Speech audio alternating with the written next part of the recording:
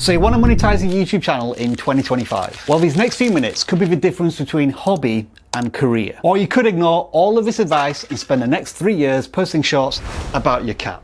It's totally your call. Do I like cat videos? Yes. Anyway, today's video is going to cover all of the new monetization rules, the biggest mistakes keeping your channel stuck at, I'll take a guess, 147 subscribers, and the 3 biggest moves that are going to help you get monetized faster. With all of that being said, let's just jump straight into it and break all of this down. How do you get monetized on YouTube in 2025? There are now 2 tiers of monetization. And yes, that is a little confusing, so I'll walk you through it. First up is tier 1, and it's a earlier access to monetization than what was previously available. And it's otherwise known as the tip jar. This is where you unlock features such as super thanks, super chats, and channel memberships. Basically, at this stage, YouTube is giving you the tools to ask your audience to send you a little bit of money and say, good job, champ. And these are the requirements you need to reach for the first stage of monetization. First up, you'll need 500 subscribers, and there is no time limit on how quickly or how slowly you get those 500 subscribers. You'll also need to publish 3 videos over a 90-day period, and I'm pretty sure that everybody can do that. But then we have the much harder requirements to achieve. You will need at least 3,000 watch hours in the last 12 months on your long form videos, or 3 million shorts views over a 90-day period. Now, I've tried to explain how watch time works for monetization a billion times on this channel, and people still don't seem to get it, so I'm completely disowning any responsibility for it and handing it over to YouTube. What you need to do is go to the YouTube studio, either on your computer or mobile device, navigate to the Earn section, and then you can scroll down to see how you're progressing through these monetization requirements. If you still don't understand it, or you think the numbers are wrong, then take it up with YouTube. Capiche? YouTube, can I ask you a question? Yes. It says here on my YouTube analytics page that I've got 3,000 hours of watch time. Yes. But on the monetization page, it only says I've got 2,500 hours of watch time. Yes. So which is right? Yes.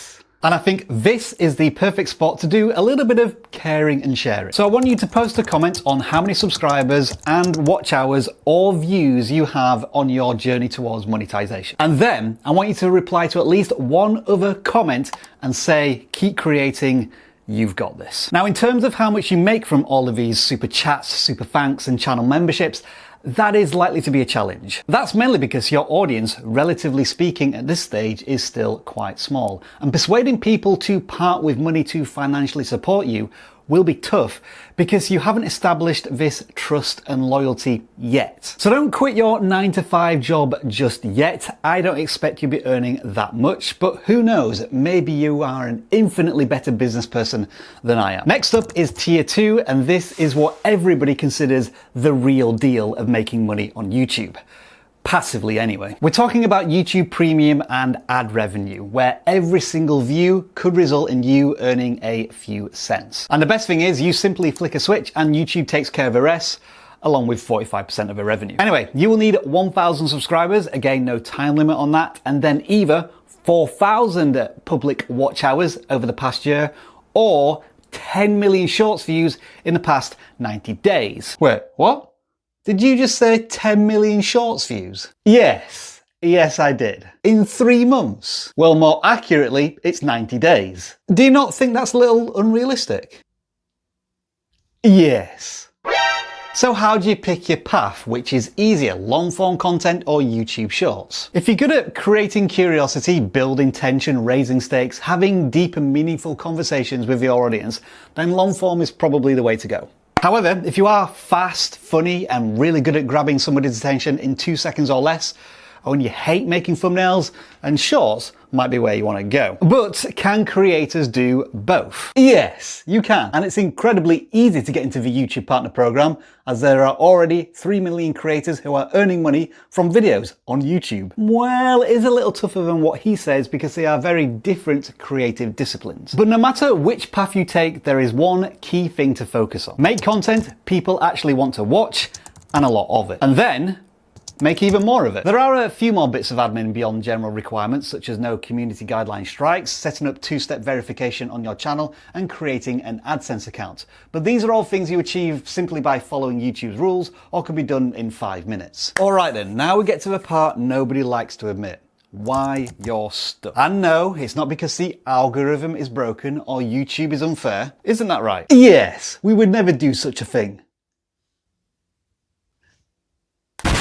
It's more likely because you're making at least one of these 3 critical mistakes. So let's break them down, and I'll give you some real examples to help you actually fix these issues. When I first started out on YouTube, I was as guilty as anybody else making this mistake. I just posted whatever I felt like. In one instance, I made a 6-minute video about unboxing a camcorder, where the focus of a thumbnail was the commemorative coin that came with it. And you can guess what happened. Nobody watched it, except for one person who wanted to know how much it was. Let me check.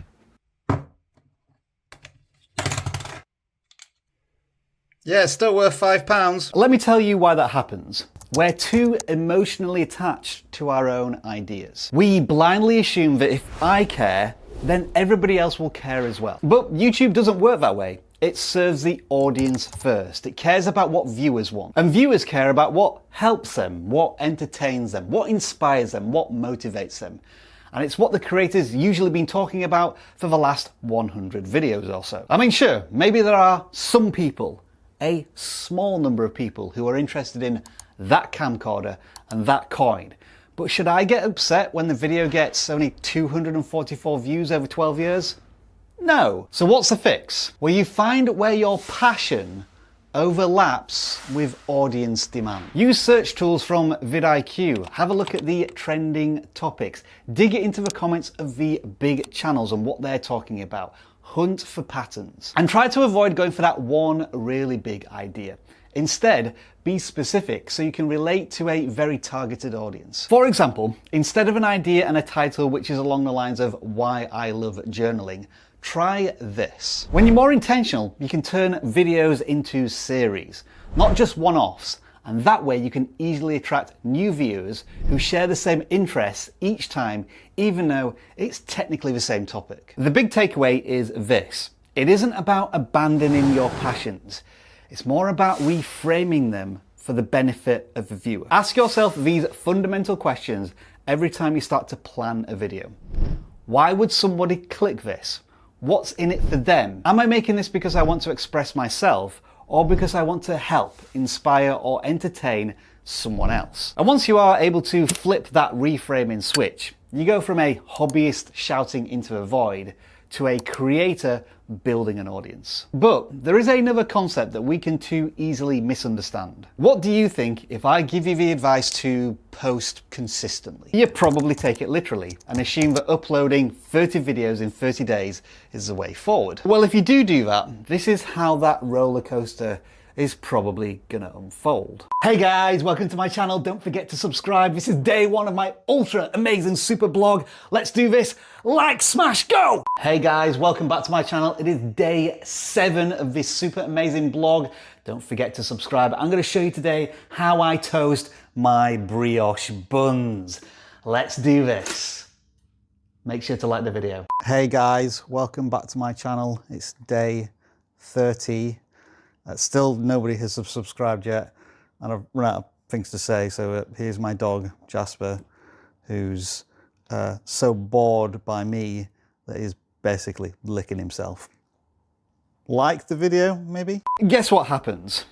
Not much. Except your viewership doesn't grow, they tire of what you're doing, and so do you. Here's why this happens. We buy into an outdated myth that the algorithm rewards those who post the most videos. But YouTube isn't just counting video uploads. It's far more interested in how people react to those uploads. If you post 10 sloppy videos, all you're doing is reaffirming the algorithm's attitude to your videos that they're simply meh when it comes to what the audience thinks of them. So what is the fix to this?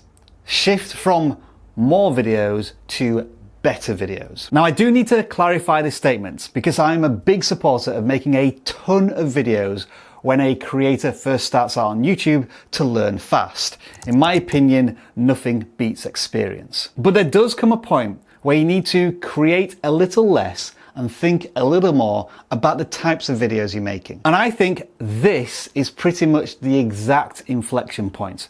When you do seriously want to monetize your channel, you need to create smarter, not work harder. Instead of asking yourself, how many videos can I crank out this week?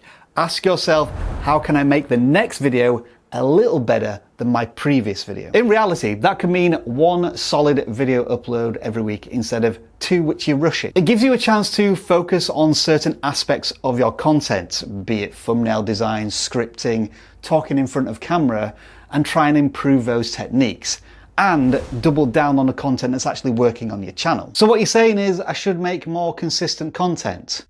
Yes. But more doesn't actually mean more. Yes. And less means more. Yes! What don't you understand? So yeah, consistency matters, but not if it turns you into a human content machine just spitting out videos that nobody ever finishes watching. But speaking of watching videos, what if your viewers don't even do that? You can make the best video in the world with perfect lighting, spot on editing, and the wisdom of 10 TED Talks.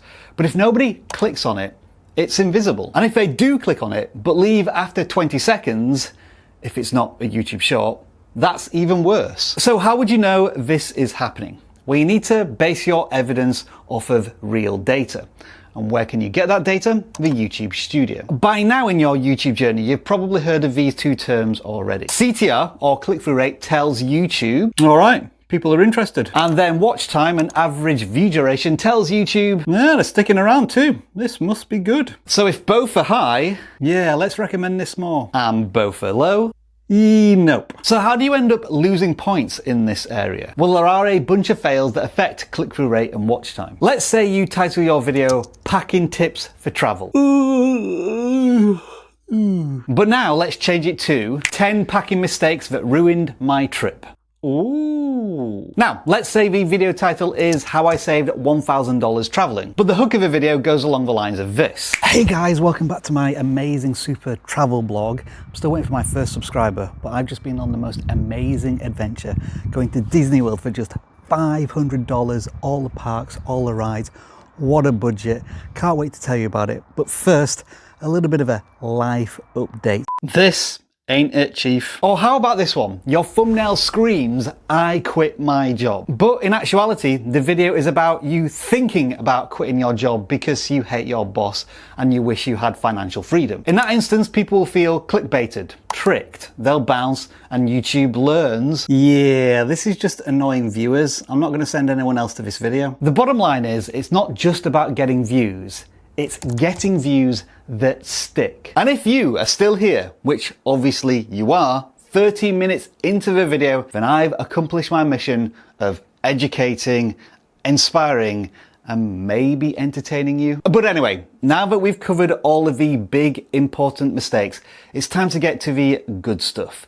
The 3 moves that are going to help push you over the monetization line. These are things I wish someone had tattooed on my forehead, because there's plenty of space up there, when I first started my channel. And of course, they would have had to have been tattooed in reverse, and I would have had to have looked at a mirror.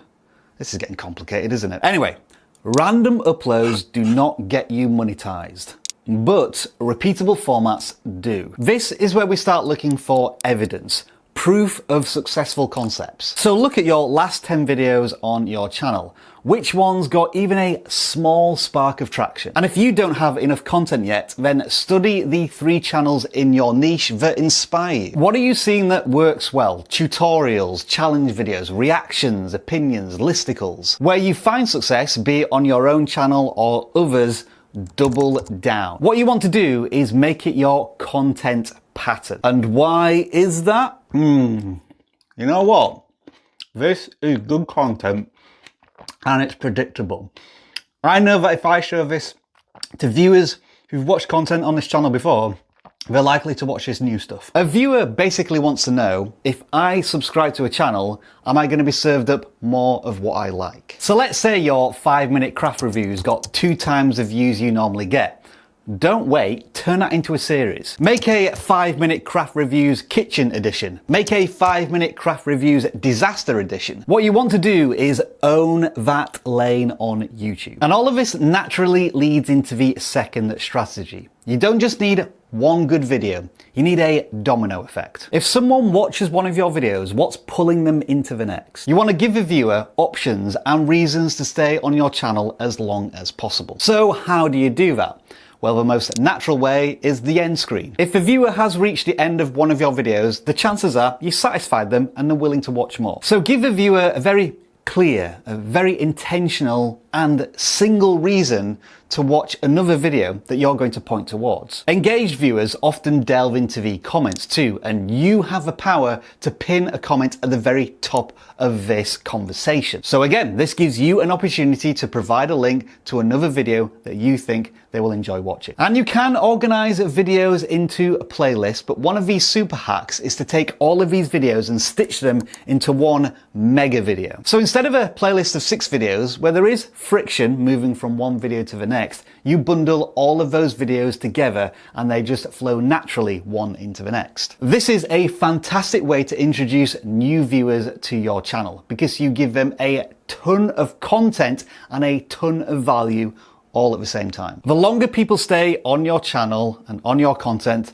the more YouTube is going to think, yes, I'm pretty sure I know which viewers watch this content now. So let's keep serving them these videos and find some more similar viewers too. So many creators focus on trying to get that one viral hit. But in truth, your goal as a creator should be to create many entry points into your entire library of content. Now then, here's what separates channels with views from creators with momentum.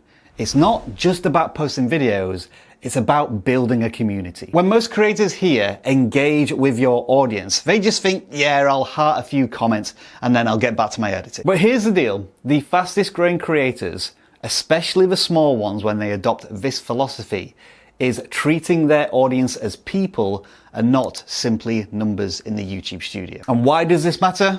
It's because it tells YouTube 2 important things. This creator is active and they're here to build a real channel. And this audience is invested. They're sticking around. They're participating. And the second one in particular, that is magic. This is the very reason why I asked you more than 10 minutes ago to post in the comments where you are in your monetization journey, but also to encourage other creators who are on that very same journey. When viewers start to feel like they matter, they don't just watch the content. They comment, they share, they binge your backlog. They come back in the future when the creator posts more content, and yes, even some of them may donate a little bit of cash to you through super thanks and super chats. In short, they, the viewers, your community, become part of your momentum. So how do you, the creator, make use of this? Well, when you publish a video, reply to those early comments. This is especially important when you're a small channel because every comment is gold. And when you reply to comments, don't just acknowledge them with a thanks that can't go anywhere. Get involved in the conversation. Ask them a question back. People are way more likely to comment when they see you showing up in the comments as well. You can even ask questions directly to your viewers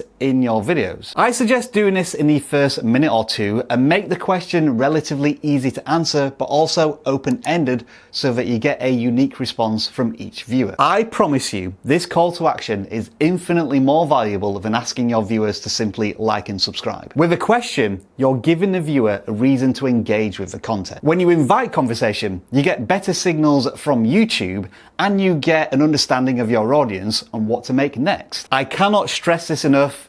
Use the community tab. Post one thing a day. It only takes 5 minutes. This helps you engage with your audience, your community, when you're hard at work making your next video. And it's an extension of your social presence on the platform. It's mini moments of education, inspiration, motivation. Whatever you do in your videos, you can just remind people every single day that you're around helping the viewer on their own journey. And this is also a huge one, especially for smaller channels. Show audience input in your future videos. If someone does drop a great idea in the comments, then shout them out in your next video. As a quick example, thanks Sarah for that fantastic suggestion in the comments. Here's what you asked for. Or a bunch of you requested this topic, let's break it down. It makes people feel seen and heard, and they're more likely to stick around. And then of course you can go beyond YouTube. You can connect, learn and converse with like-minded people in your community through Discord, Reddit, Facebook groups. Why does any of this work? Well, think of it this way. Would you as a viewer rather invest in a creator that simply talks at you, or one that makes you feel part of a shared journey? The algorithm will try its best to surface your videos to viewers, but you're responsible for cultivating a community that keeps them there. So what you're saying is that treating viewers like humans and not numbers actually works? For the final time, yes. Right. So can you like and subscribe to my super amazing blog? No! So let's answer the real question. YouTube monetization. How long will it take? You have probably seen creators brag about how they hit 1,000 subscribers in 28 days.